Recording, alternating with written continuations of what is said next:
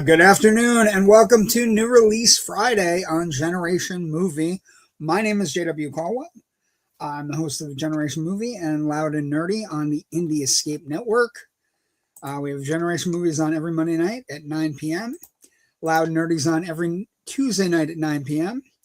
We also have some other shows on the network. Bi-weekly on Thursdays, we have Untrained and Unscripted with Ryan West and Joe Ridgely. And we also have Symbolistic Cynicism with Gabe, our host of that show, and he's fantastic. If you like and subscribe, you can get added to all of our places, and you can see all of our shows live. They're live, viewer-based talk shows where we talk about new movies and all kinds of things, movie-related, TV, pop culture, video games, comic books, but it's movies we're here to talk about today. And the first thing we're going to do a brief, quick story. One of the things that I think is really interesting is when major kind of production companies kind of lose their way. And so what we have going on right now is Bad Robot, which is, oh, it's like over my face. I can kind of, okay. Bad Robot is, of course, the production arm of J.J. Abrams, and they are downsizing. They are, they announced a major downsizing and move from New York, or from L.A. to New York, and it's kind of a big deal. Because they're one of the production arms in the world that makes a lot of movies that, like, you might not necessarily know that they're part of, but they've got their hand in a lot of movies and television, and J.J. Abrams has been wildly successful, and so the company downsizing and moving from LA to New York is kind of a big deal. Like, for example, things were bad, you may not know what Bad Robot's footprint is. They just signed a major extended long-term deal with Warner Brothers. They've been with Warner Brothers since 2006, but instead of the 5-year overall deal that they inked in 2019, basically the new structure allows Bad Robot to do a more modest first look pack covering film and television. But to give you an idea, TV films and things that they've produced over the last 30 years, Alias, Lost, Fringe, Westworld, the movie Super 8, the movie Cloverfield, the Mission Impossible sequels, the latest Star Trek reboot that played in theaters, and the Star Wars big screen reboots as well were all Bad Robot based. It was founded in Santa Monica. They're also part of a movie coming out this summer called The End of Oak Street, which, if you haven't seen the trailer for, it is awesome. Opens August 14th. J.J. Abrams' next film will be The Great Beyond, which will be his first directorial effort since The Rise of Skywalker in 2019. That stars Glenn Powell, Jenna Ortega, and Samuel L. Jackson, and comes out in November. But they're a very big production company, and this puts a giant hole into, it's a major production company. They're moving and they're downsizing, and they've produced some of the best sci-fi and television and movies. So rest in peace, not rest in peace, but I'm certainly scared for Bad Robot, and it's been one of my favorite production companies. So, again, go look it up. They're responsible for some of the best things going in the last 30 years. And it's kind of a weird story. But you're on New Release Friday. You're here to talk about movies. And there is one, where we have a big movie but still playing in Project Hail Mary. There is a new 40-pound gorilla that's taking the stage. And that movie is the Super Mario Galaxy movie. Bowser returns, Mario returns, Luigi returns, Princess Peach, and as well as some newcomers like Princess Rosalina, uh, Yoshi, who makes a big bang, and uh, is clearly one of the breakout characters in the film. Okay, so in a nutshell, I liked the first one. I wasn't in love with the first one. So I think we should start there. And just from there, basically state that this movie is kind of just meh. It's it's got a lot of Easter eggs. It's bright. It's fuzzy. You know, it's clearly defined and shiny and all of those things. But it is at its core, and you know, I know that everybody's going, well, it's critic proof. It is critic proof. It's going to make $1 billion. But just because a movie makes $1 billion, or just because it's for kids, or all of those things, doesn't mean you can't make a good movie. And this movie is clearly lacking in a lot of things: narrative structure, pacing. So many things do not work with this movie. And like, I think where you're going to get the clear divide, I'm as big a Nintendo fan as anybody. But it's packed to the gills with, you know, Easter eggs and characters and, you know, background pictures and all of these things. But the storyline, you know, Princess Rosalina getting kidnapped by Baby Bowser in an effort to steal all the power in the universe and get his dad released, is not great, especially considering Princess Rosalina is one of the most powerful characters in Nintendo history. So there's problems there. Then there's, you know, there's always been a problem with Chris Pratt playing Mario, because he plays Mario like a douche. Like, Mario is not nice and cool like Luigi is in this version of Mario. And so I'm going to take some questions. I'm going to look at some comments. Let's see what people are saying. Hello there. Hello. I play as Roblox. We appreciate you. I'm fine. Thank you for calling me a lad. I haven't been called a lad in a while, but thank you for coming in. Ghostface is behind me, Whitetail Deer Hunter. A lot of things behind me. Penguin's right next to Ghostface, so he's got to watch out. And Peacemaker's right next to that, and Superman's above him. We got all kinds of things going on. I clearly like collectibles, but thank you for noticing that, and thank you for warning me. I appreciate it. Good afternoon. Thank you, Joe, from the Indie Escape Network. So, like I said, I think my main problem with it is that it's flat. You know, the Mario Brothers movie is as two-dimensional as the game, as the original, you know, Nintendo, you know, side-scrolling game. It's just not, like, it never, like, there aren't moments, at least, that you can jump out of your shell and go, hey, you know, the Peaches song, right, that Jack Black performed in the first one, or standout moments. There aren't a lot of standout moments. There are cool things. Like I said, Yoshi is amazing, right? Donald Glover is the voice of Yoshi. Yoshi's great. Every time Yoshi's on screen, you're rooting for Yoshi. But he also has a weird kind of thing going with Toad, where they're like, Toad doesn't like him because he's new. So it's like, it's just weird and flat, and not like, if we're gonna make movies that are this kind of narratively lazy and allow them to make $1 billion and chalk it up to, you know, maybe you're just not a big Nintendo fan, or it's a kid's movie. Yeah, that's not great. You know, and Fox McCloud showing up again, cool character, but he seems to be there. He provides a narrative boost near the middle of the movie, but he is there strictly to appear at, it appears, to either set up a new game or a Star Fox movie.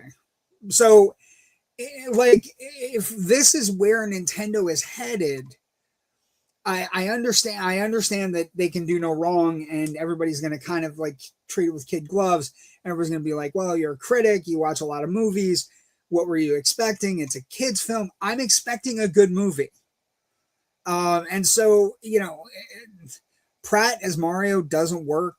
He's kind of like, he's very like it's a very like it's like they've adopted Pratt's attitude, you know, that we hear about him, and they've adopted it into Mario, and he's standoffish, and he's kind of like, he treats Bowser like garbage, and then, you know, you're hoping like the best parts of the movie come in the interactions between baby Bowser and Bowser, and Bowser's a bad dad. So it's like, you know, but there's at least some engagement there. Baby Bowser is played by Benny Safdie, who was one of the directors of Uncut Gems, and you know, so there's something there.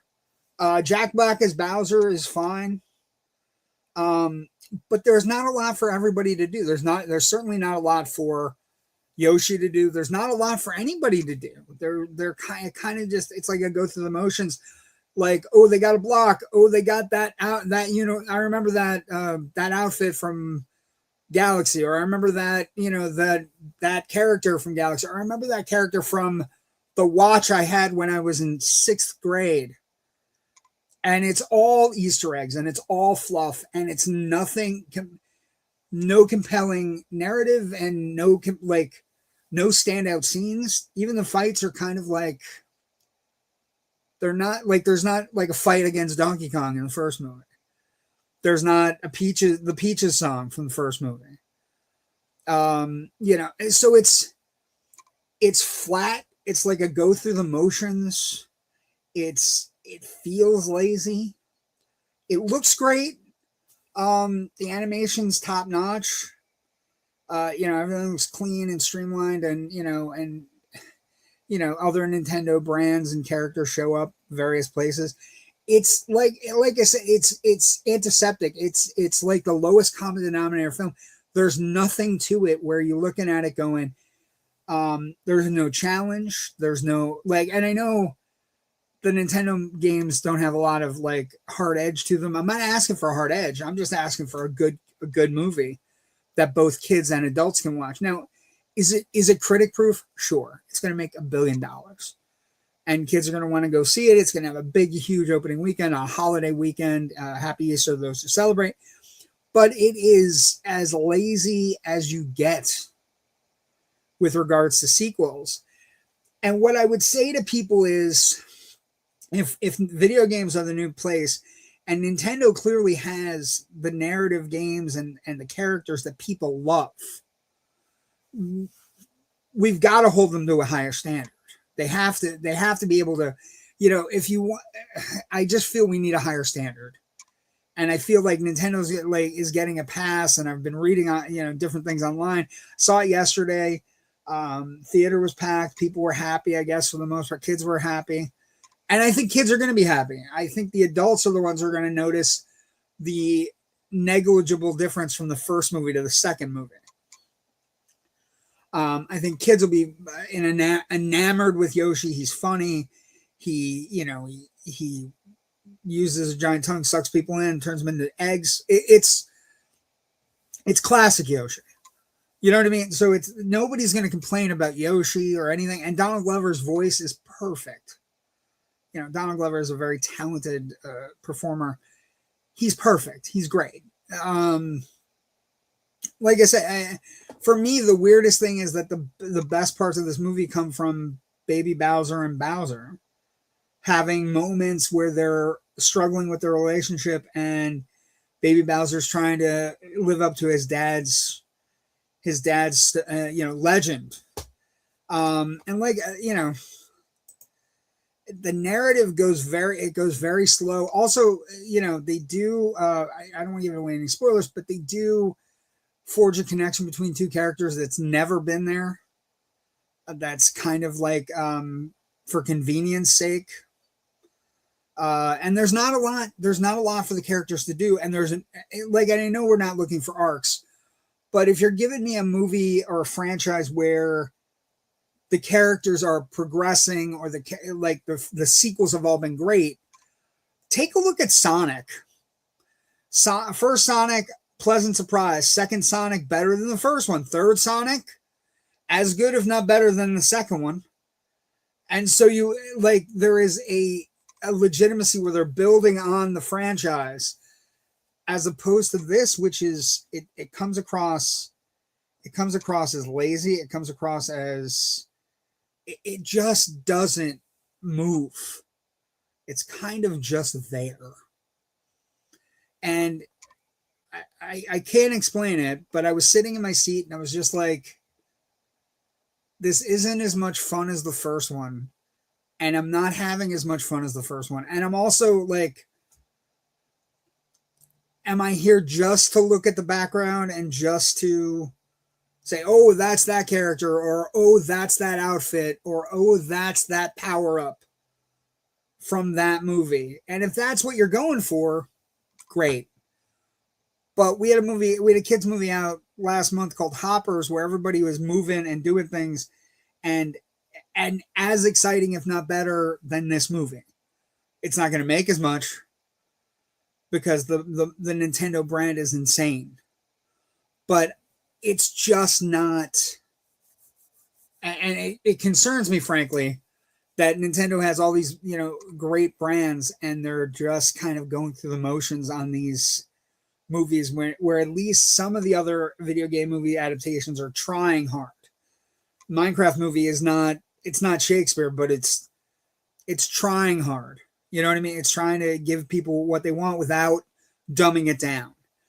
And I think this is very much all window dressing, all fluff, nothing narrative structure wise, no arcs for the characters.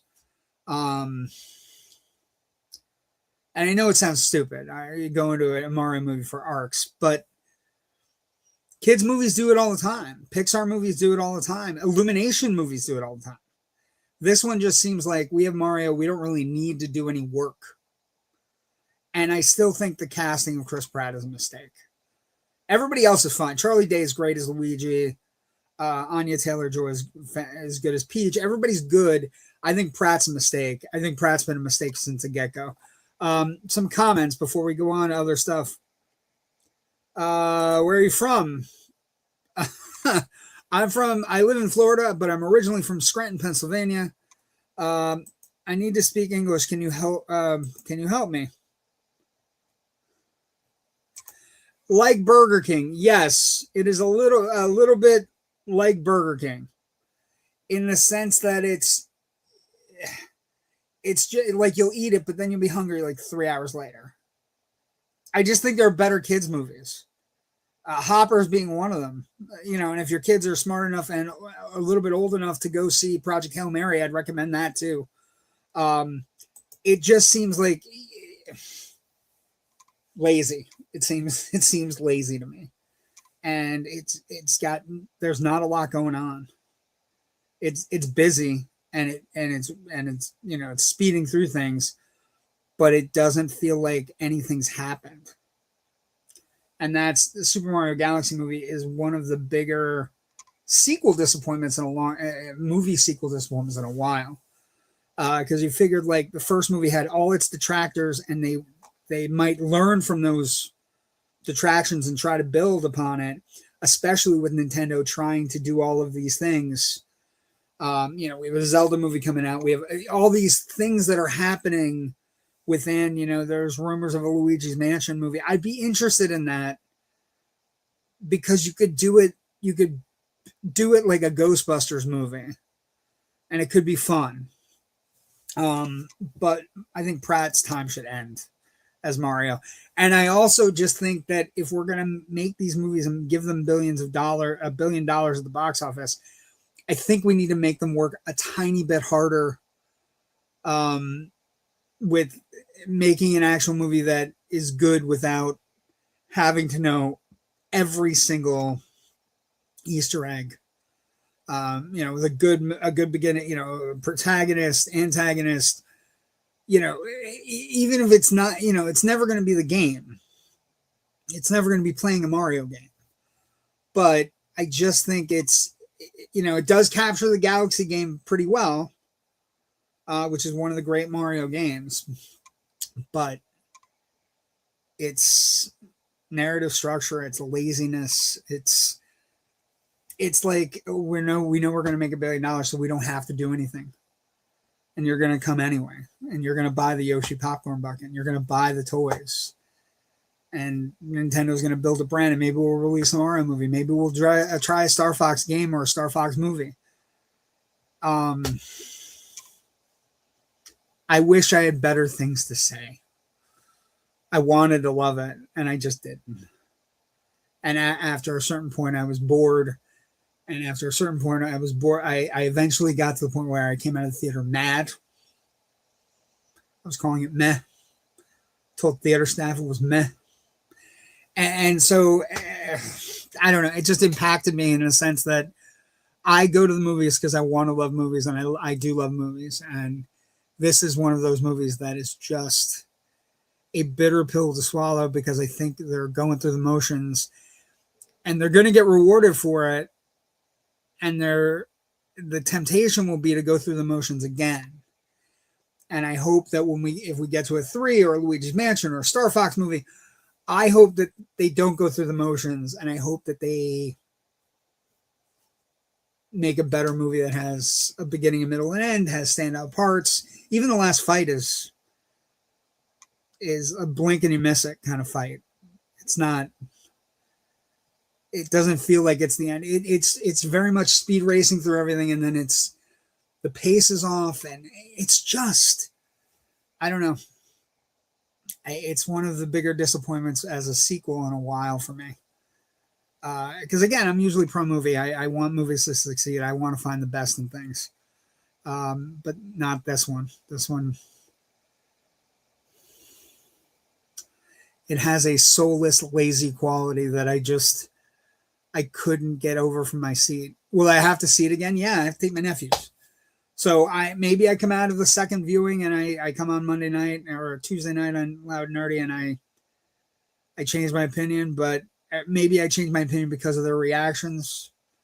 Maybe the kids' reaction is what I need. But Mario Galaxy, the franchise I look at now with regards to video games is Sonic. And I don't think they're as good as the Sonic movies at all, even though they're the most popular characters in the history of video games. So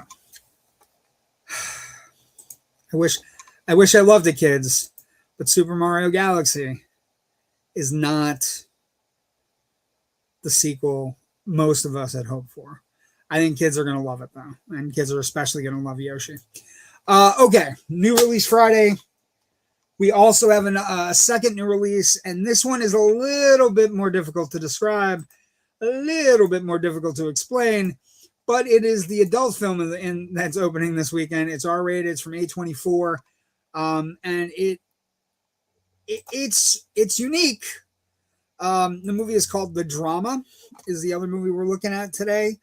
It has Robert Pattinson. It has Zendaya. She's actually the lead.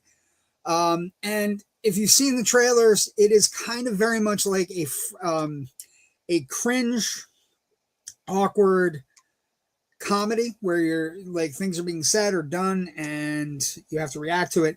In this case, it's a meet cute couple, Emma and Charlie.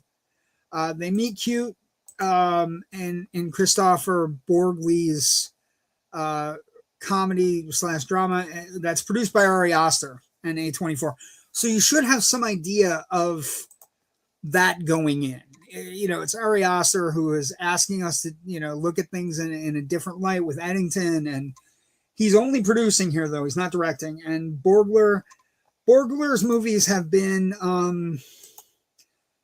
hit or miss. He's from Norway, so he's got a European sensibility when he makes movies. He made a movie in 2022 called Sick of Myself. He made another movie with Nicolas Cage called Dream Scenario, where it's a really interesting Nicolas Cage movie. And this movie, is basically about a couple. They meet cute in a bookstore, or if you want to look at it sideways, they meet where he kind of a stalker-esque way, where he looks at the book she's reading. He hasn't read the book, but he acts like he's read the book. And so it all becomes like, it becomes a storybook romance. And the film picks up exactly 1 week before they're getting married. And they're going through. So first off, if you've been married and you've had a wedding and you have family coming in and you've had all these, all the things that you go through, picking the food, picking the venue, making sure the DJ's cool, maybe preparing a dance. We didn't do that when the thing we did when I got married was we had to pick a song to come into. So maybe you go through those motions. But Zendaya is very attractive. She's in the bookstore. He hits on her. They go on a first date. The first date is awkward. He admits to her that he didn't read the book. And so their relationship blossoms. He eventually proposes marriage.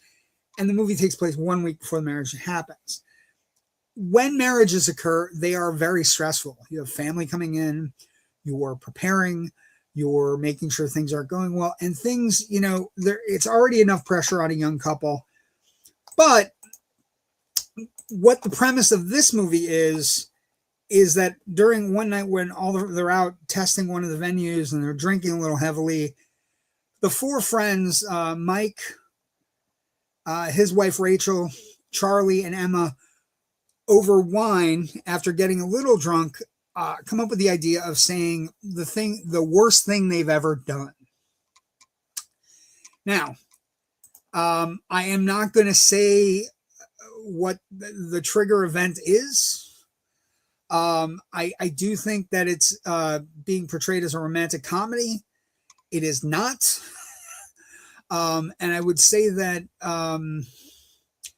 it should carry a trigger warning in the sense that it's not about sex. It's not about cheating. It's not about any of the things you would think would be in a romantic movie that has a romantic comedy or a facing, meet cute couple. It is something very serious. It is something that impacts our lives on a daily basis in the United States in 2026. And I'm not going to give it away. But when that happens, Rachel immediately reacts. Mike reacts, even though Rachel has an event that is also terrible. And Mike has an event that's mildly terrible, and Charlie kind of has an event he doesn't give a lot of definition to, but it could be construed as terrible. But Emma, played by Zendaya, who is very charismatic, very charming. Her event is legitimately off-putting and legitimately scary. And once people know about her event, it sets in motion just the physical and mental breakdown of Charlie. And the concept of, can you fall in love with somebody who may not be a good person or may not be what you think they are or what you've built them up to be? And that's, the movie has a running time of about an hour and 45 minutes. And it's very much the theater I was at, people were laughing. But there might be other theaters or other showings where you will not laugh because it is a very serious issue. And then the movie chooses to put all of its eggs in that basket. Once that happens, friendships are frayed. Charlie's worried about whether or not there's something mentally wrong with his bride to be. They talks about whether or not they're gonna go through with it. All of those things happen, and it eventually culminates in the wedding and a series of events at the wedding that are they're awkwardly amusing, or they could be considered off-putting. I know that this kind of movie is very hard. It reminded me a little bit of a movie called The Friendship that came out, where if you're not comfortable with awkwardness, it may not be the movie for you. Because Charlie's reaction to the event and Charlie's reaction to Emma and Emma's reaction to everyone else and everybody else's reaction to Emma, they cause laughter, but it's not the haha chuckle funny laughter. It's nervous, awkward. I feel so I don't know how I would react to this situation. And that being said, it's okay. It's an okay movie, and the ending kind of brings it around. But it's tough. I will say that Zendaya is great as Emma. Pattinson does his best awkward, kind of like edgy, frazzled, kind of like, his Charlie is the person that has the most reaction to Emma's big reveal. And it's not always the best reaction, and it's certainly not conducive necessarily to getting married to someone. So it's all over the board. The film also stars Elena Haim, who you may have seen in Licorice Pizza and the band Haim. She's fantastic as Rachel, who has a really bad event and is kind of hypocritical in how her event relates to Emma, and like her event is maybe as bad as Emma's, not necessarily by society standards, but it could be as bad as Emma's. But she kind of like the way she reacts to Emma is off-putting. They also have business together, so there's that stress that's added as well. And like I said, this movie is about ratcheting the stress levels up, and depending on how you react to awkwardness and awkward comedy, it may drive you absolutely bonkers and may force you to leave the theater. It gets very uncomfortable. I was laughing, but it wasn't necessarily laughing at the characters. I was laughing with the characters going, oh my God, I can't believe this is happening to them. I can't believe it's happening to her. Because Zendaya gets the brunt of everything that goes wrong in this movie. And Charlie is he's reactionary, and like I said, they go through the motions on very stressful, like there is a sequence, two sequences where they're both kind of stressed, and it's just basic wedding stuff. So it's like getting pictures taken, smiling, or going through a dance routine that you've hired a choreographer to help with. The choreographer is very serious. And, maybe Zendaya kind of wants to do it more organically, and won't let her. And then, they go through the pictures, and after he finds out this thing about her, he doesn't look at her the same way. And so it becomes a strain on the relationship. It becomes a strain on him. It becomes a strain on her. It becomes a strain on the wedding, which is its own entity once you get going on this. I would also be remiss. There's a great performance in the movie by Mamoudou Athie, who you may remember from Archive 81, Black Box, The Burial, Kinds of Kindness. He's also in Jurassic Park Dominion. He plays Charlie's best friend, Mike. And he is a staunch Charlie supporter. He helps Charlie write his vows. It's a really good performance, and it's a good guy relationship. He's trying to help him get through. Don't do that. That won't work. Do this. And he's married to Rachel, and Rachel's reaction to Emma is very bad. And in fact, they have this a promotional picture out, and Elena Haim looks great here, but this is actually during her wedding speech, and her wedding speech is brutal.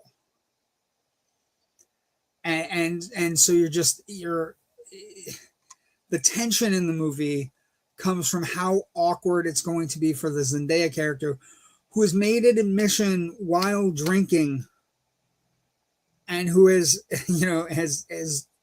kind of told somebody their innermost guts, the secret you don't want anybody to know. And it's not like a typical secret. So I don't want to give it away. And if you like that kind of humor, it is very good. It's it's an incredible movie. I don't know that it's for everyone, and I also think that the movie could be triggering to certain segments of society because it takes an event that is happening in our society that is terrible and kind of makes a joke of it for an hour and 45 minutes. And I don't know how people who may have been impacted by that situation would view it. And they're not giving any of it away in the trailers or the ads. And I can't imagine being somebody that's been impacted by this particular thing, this particular kind of event, and going into this movie and sitting there during this movie and getting hit with it. I don't know how that would go. I've never been impacted by this type of event. I know people who have. And I think it could be the kind of thing where it could be a really bad situation. But Zendaya and Pattinson, they have chemistry. They're good. You know, it really depends on your ability to how well you deal with awkward, stress-inducing comedy, because that's what it is. It doesn't work all the way. It kind of really requires you to have kind of a dark sense of humor, and also kind of requires you to not be impacted by this type of event. So I don't know how that's going to go for people. But yeah, Mario's going to make a ton this weekend. Hopefully Project Hail Mary will continue to make a ton. And I think this movie is good counter programming. Mario, by the way, just so we're clear, has already grossed about $80 million, $70 million already. So we're, it's clearly going to have a very big holiday weekend. And, the drama is kind of an A24 movie. It earns its A24 shocker, awkward comedy status. So be careful with it. Thank you for joining me on New Release Friday. We do this every week. I try to get at least 2 movies a week. You can come see me on Monday night with my good friend Rich Shrees, where we do Generation Movie. That is one of my flagship shows, where basically we do movie history. We are now working on legacy sequels. So this week we will be doing a movie called The Two Jakes, which, if you don't know, is the only film ever directed by Jack Nicholson and is a sequel to the classic film noir Chinatown, which is one of the great movies of all time. I also do a show on Tuesday nights called Loud and Nerdy, Tuesdays at 9 p.m. If you like and find anything cool about this broadcast, if you enjoy how I'm talking about movies, if you have any questions for me or anything, we do these live shows where you can interact with me and the cast and the cast, me and the other co-hosts. Tuesday at 9 p.m. Loud and Nerdy is our pop culture, movie, television, comic book, everything, kind of an all-encompassing thing, not a movie review, movie history show. And then bi-weekly, we have the great boys, Ryan West and Joe Ridgely over at Untrained and Unscripted. Thursdays bi-weekly. Come join them 10 p.m. on Thursday nights. All our shows are live. Thank you for joining me today. Go see a movie. Have a happy Passover and Easter and whatever you celebrate. Wherever you are in the world. We've had people from all over the world. Thank you for joining me today. My name is JW Colwell. Go see a movie, get some popcorn, and have a great weekend. Bye.